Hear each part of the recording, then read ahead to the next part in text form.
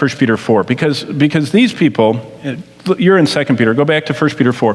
Number one, first century believers were facing horrible tortures. And by the way, everybody since the first century has gone through horrible tortures.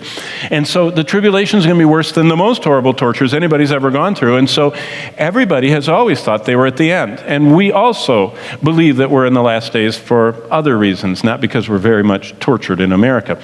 But first century believers faced horrible tortures. Look at verse 12 of 1 Peter 4. Peter said, "Beloved, don't think it strange concerning the fiery trials which is to try you, as though some strange thing happened to you."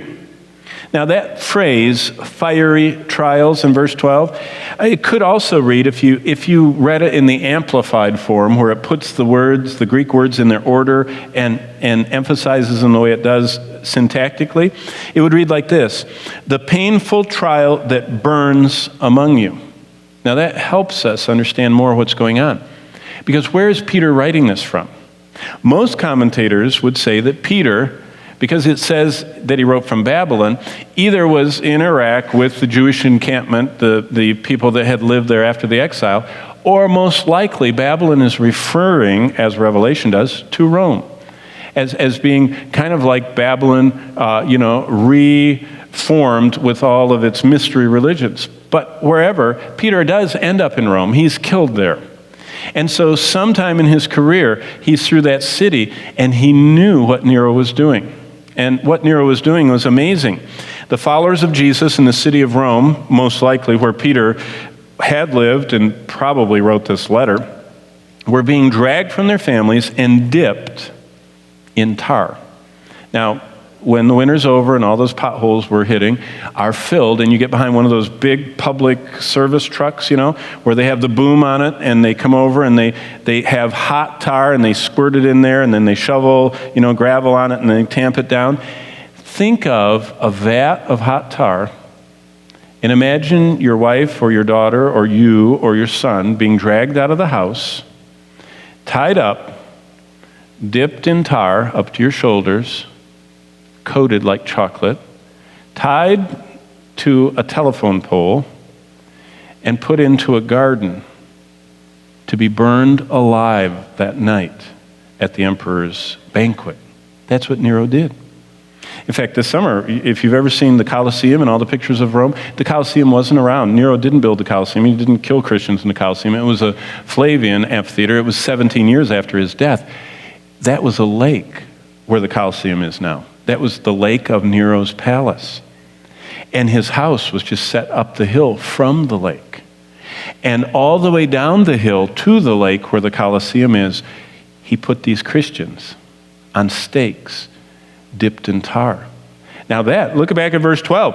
If you were reading this in the first century and say, "Yeah, I think it's strange. I don't like fiery trials that are trying us," Peter says, "Don't think they're strange." Because, and keep reading, look at verse 13. Because the second, Peter's describing experiences of pain comparable with the pain of being burned with fire. That's his definition. But look what he says in verse 13. First century believers not only face these horrible tortures, but they experience divine comfort. See, what I want to get to this morning is, how do you have lives like this, that you can be dipped in tar and burned alive and you're still staying with it and not aborting the mission and saying, "I'm not a Christian anymore"? What made these people so receptive to the Lord? Well, look what he says in verse 13. "But rejoice to the extent you partake of Christ's sufferings, that when his glory is revealed, you may be glad with exceeding joy." Our suffering is the same kind of thing that Christ received, and therefore, in a sense, our suffering is an indication of our identification with Christ, is what he's saying. When we suffer for Christ's sake, we're suffering like Christ suffered, and we're identifying with him. But he doesn't stop there. It's interesting, he says, to the extent that you partake. See that in verse 13? That's the old word we all know, koinonia. That means we're in partnership, we're in fellowship, we're partnering with Christ when we suffer. We share in fellowship with him. But look at the end of the 13th verse. Peter says, we have this exceeding joy.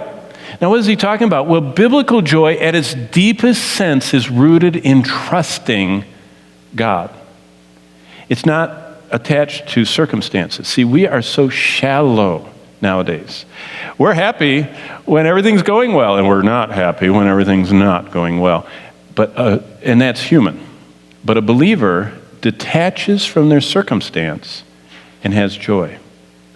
See, that's what he's saying. You have exceeding joy when you're dipped in tar.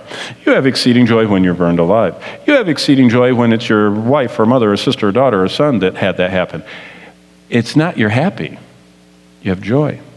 And joy is the evidence of the Spirit of God living within us.